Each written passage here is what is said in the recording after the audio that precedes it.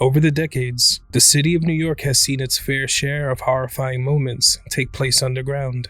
From tourists losing their lives on vacation, to muggings, to random attacks on innocent people just standing on the platform. It's something that we've heard about time and time again, and it's always been a huge problem with New York City's subway system. In February of 1984, a young and beautiful bride, still new to the city, would lose her life in a horrifying manner after crossing paths with evil, and she was only trying to make it back home to her husband. The reasons behind the senseless slaying will leave those who heard of it with more fears, knowing that at any time, anywhere, they could be next. New York City has one of the biggest subway systems in the world, with 472 stations across the 5 boroughs. Many horrific events have taken place underground, and a lot of those stories have never been told. Today, we take a much closer look at the city's dark underworld. This is Evil Intentions Subway Stories.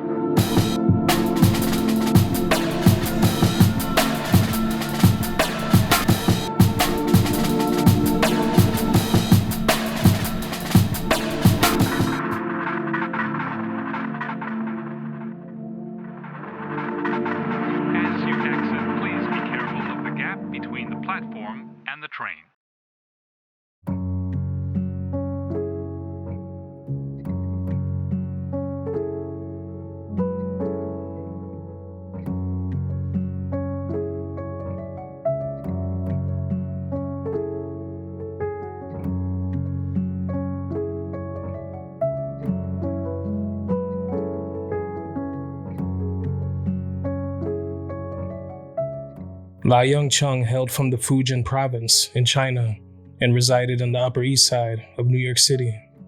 While today's story takes place in New York City, it truly begins thousands of miles away. The word Fujian translates to happy establishment, and the Fujian province is located on the southeastern coast of China. Most of it is made up of mountains running along the coast and surrounded by endless tea gardens, streams, and rivers. The rivers play a vital role in transportation and the watering of many rice fields that are located there. Fujian has been cultivating rice for centuries. Much of the process still handled the same way today. The city of Fuchao, also known as the capital of Fujian, is where 19-year-old Ly Yung called home. She was described by those who knew her as a beautiful young woman who was very skilled in sewing and cooking, something passed down to her from her family. She worked with garments back home, spending a lot of her time at some of the factories out there. Ly Yung loved it here. It was a place where people spoke to one another often, a place where neighbors were friends and would often have dinner together. While her and her family worked hard, nobody out there was in a hurry. Things revolved around family and making a living, an entirely different lifestyle from those who lived in bigger cities or in the States. Ly Yung was known to sometimes be shy around people she didn't know too well, but she was also very lively, always cheerful, and if she knew you, she was loving and more than happy to talk to you. While she loved her home in China, Ly Yung had plans of coming to the States to get a fresh start. It was a plan she had been crafting with someone that she was dating for a while, a man named Tin Wan. They were very much in love, and pretty soon, they would take their relationship a step further, coming to the States and moving in together in New York City. Ly Yung and Tin Wan met in Fuchao while they both worked at an electronics factory. Their hours were long and the work was tough, but they enjoyed each other's company more than anything.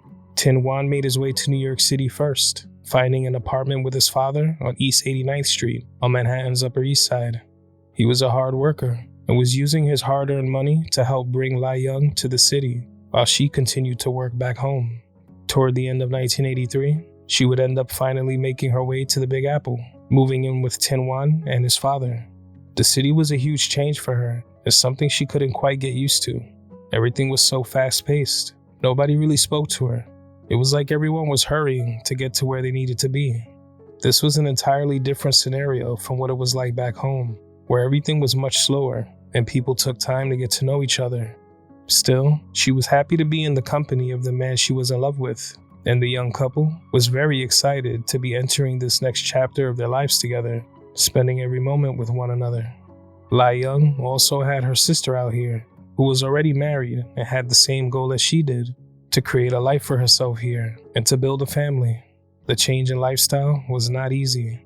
As soon as Ly Yung made her way to New York City, she found work at a garment factory, but she would quit only after a few weeks because, frankly, she was scared of the neighborhood that her job was in.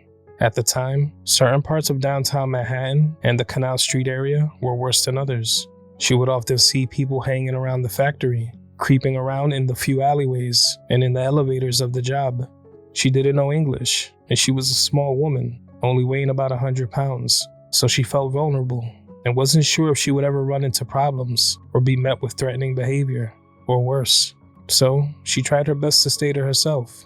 Relocating to the Big Apple was a serious adjustment, and she was trying as much as she could to get used to it. But that feeling of fear was something she couldn't quite shake. Aside from her feelings about the city and not being too fond of it, life was going in a good direction for Ly Yung. On January 2nd of 1984, after just a few months of being in the city, her and Tin Wan would become married. They held an intimate ceremony at a restaurant in Chinatown called Chai Mer. About 100 people attended, and it was said to be a very festive and happy time. Friends and family who had gotten to know the couple saw that everything was going well for them. They were on their way to creating a happy life together. It was everything they'd been planning on since being back home. A few weeks after their wedding, Ly Yung told relatives that she believed she was pregnant. She hadn't been to a doctor yet, so there was no official confirmation, but her body was changing in a way that she wasn't used to. She was excited at the idea of becoming a mother, happy to be welcoming her first child into the world. Now, life in the big city wasn't the easiest to get used to, but Ly Yung and Tin Wan made it work for them. By mid-February of 1984, she was hired at a new job, the Ting Kiang Sportswear Company, located at 161 Grand Street.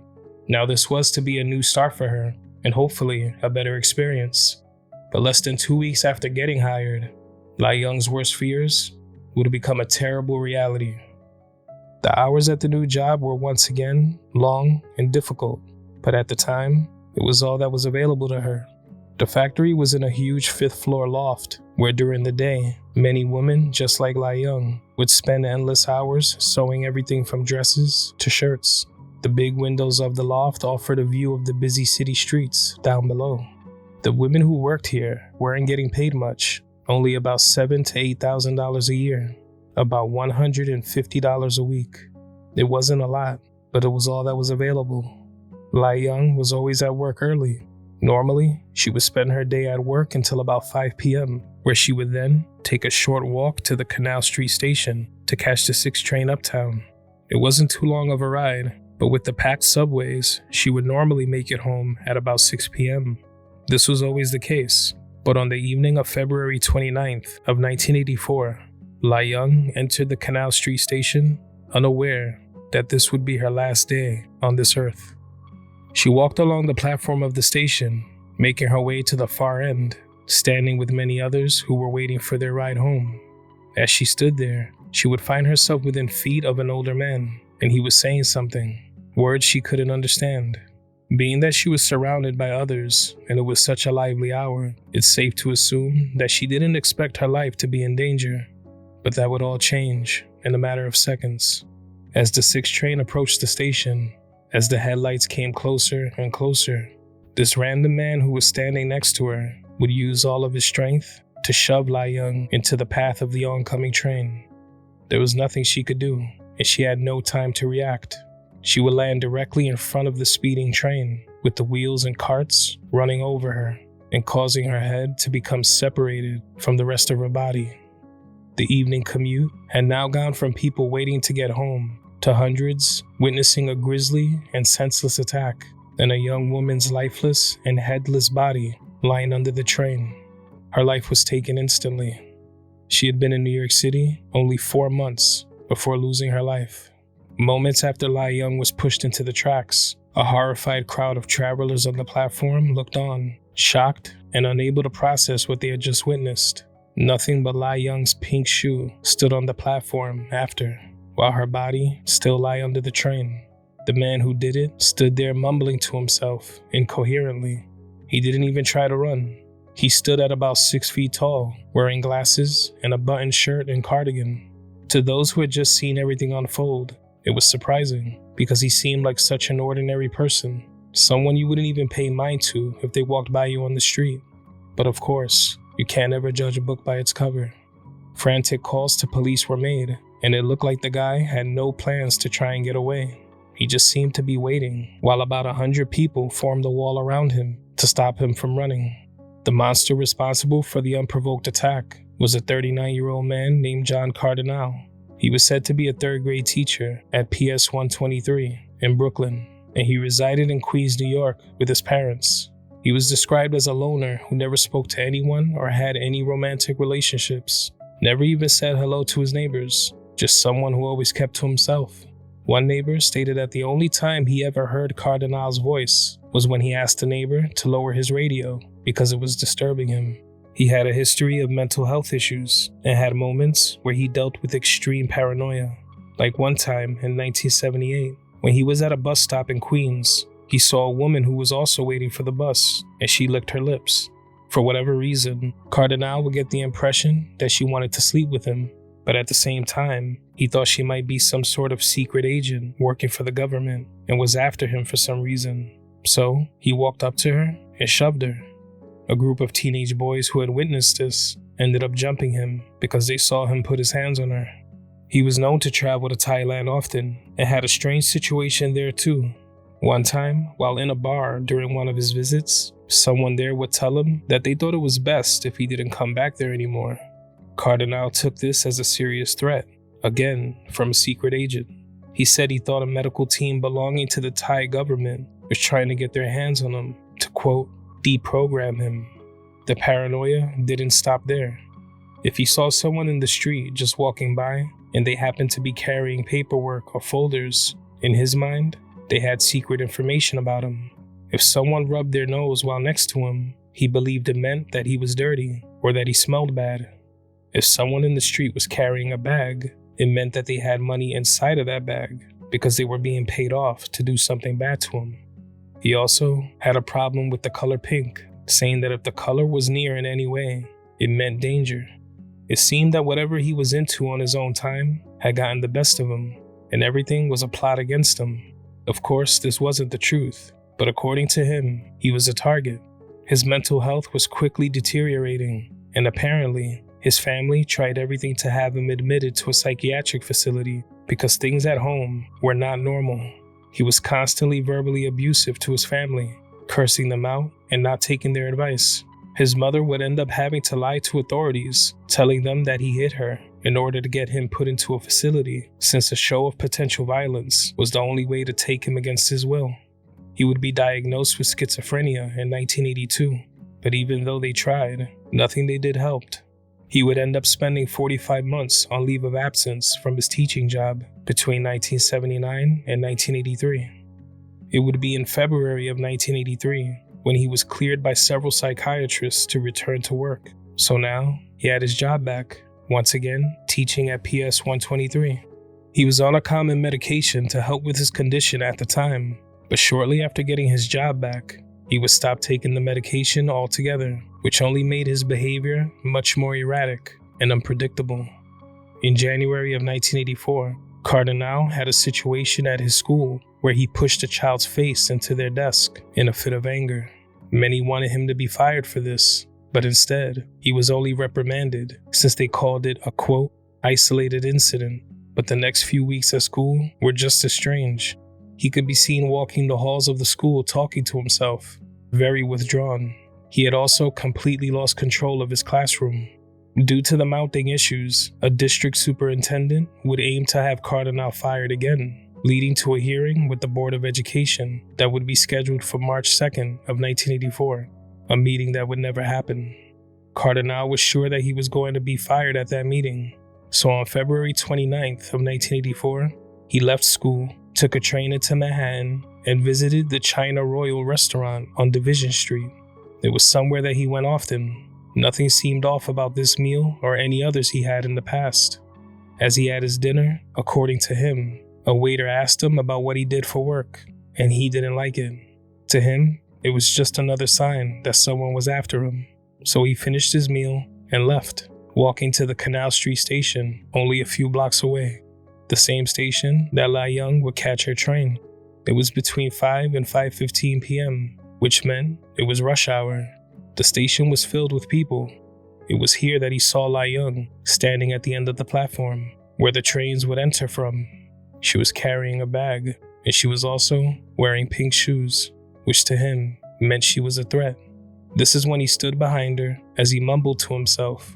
Most of what he said couldn't even be understood, but witnesses stated that they could hear him saying the words, "push, push," while he made, quote, semicircles with his hands, as if trying to time the push with the incoming train, followed by him shoving her right into the tracks. Ly Yung didn't know English and likely had no idea what he was saying or what this behavior was even about.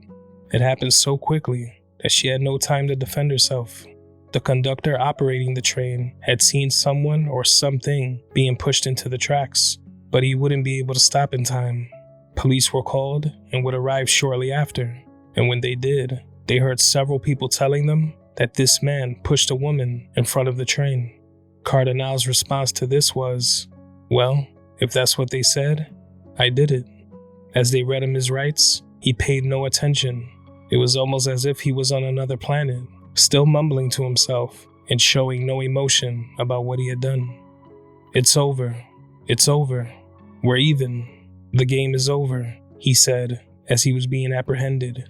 He would then start to badmouth the Board of Education and saying that he had to do this to her and was glad that he did.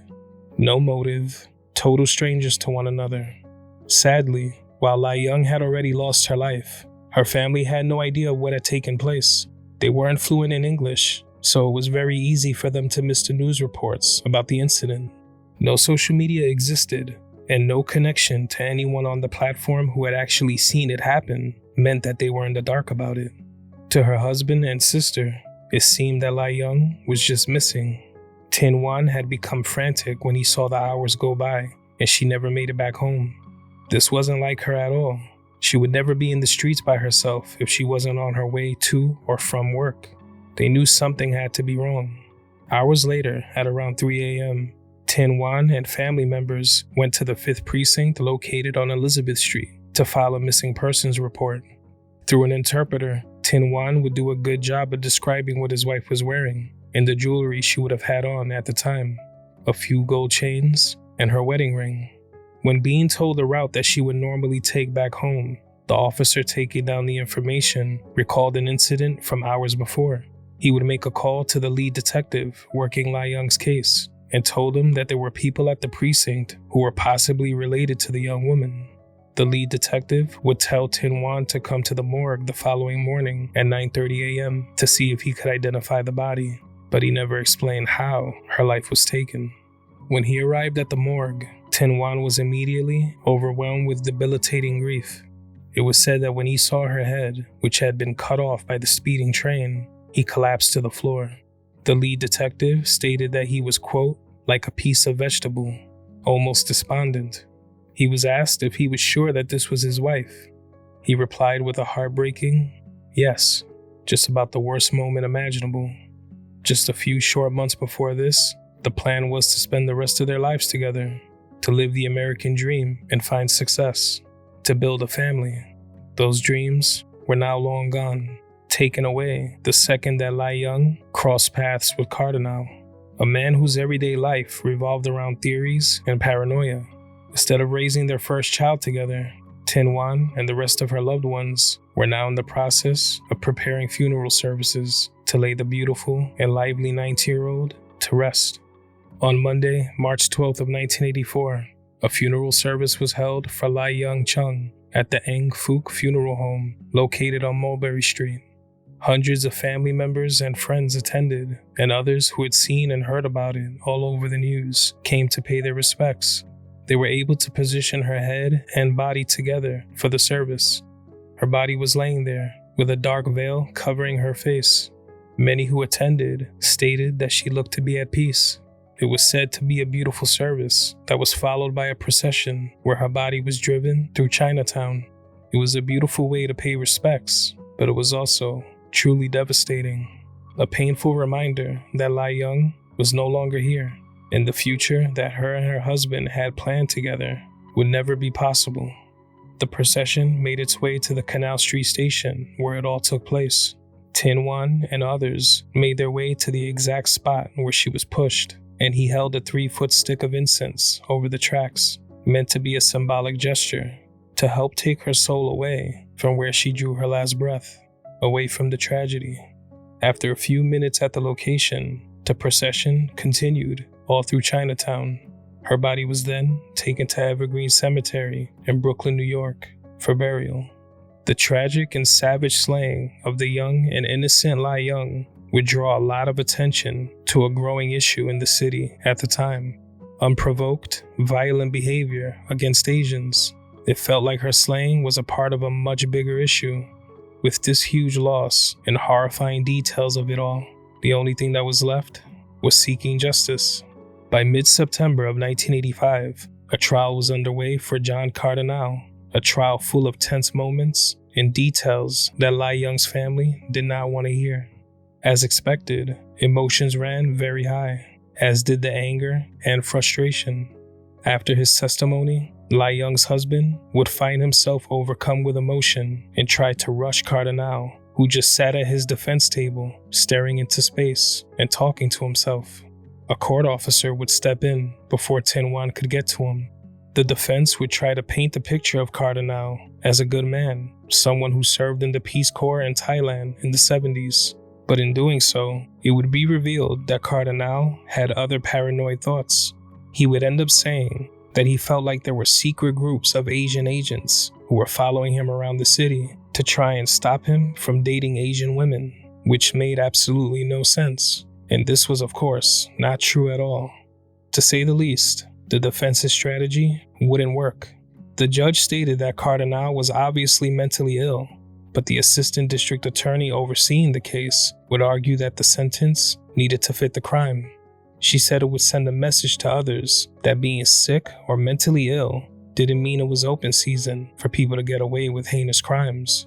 Justice needed to be served, and on November 1st of 1985, Cardinal was sentenced to 22 years to life in prison for the slaying of Ly Yung Cheung.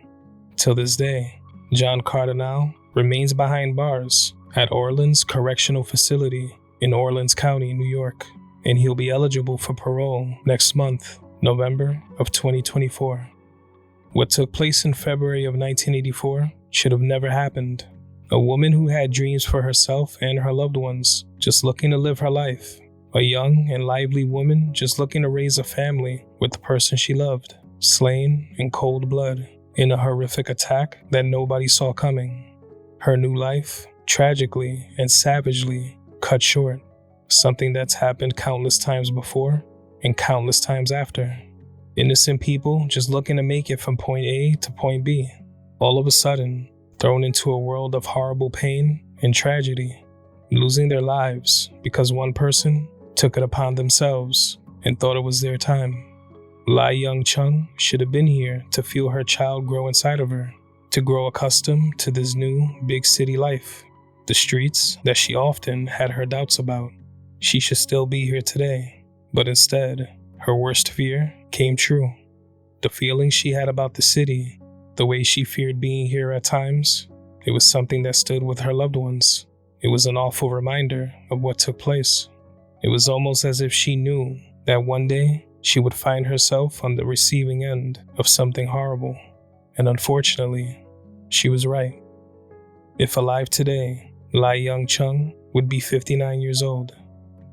Rest in peace, Ly Yung Cheung, and my deepest condolences go out to her family and loved ones. You aren't forgotten.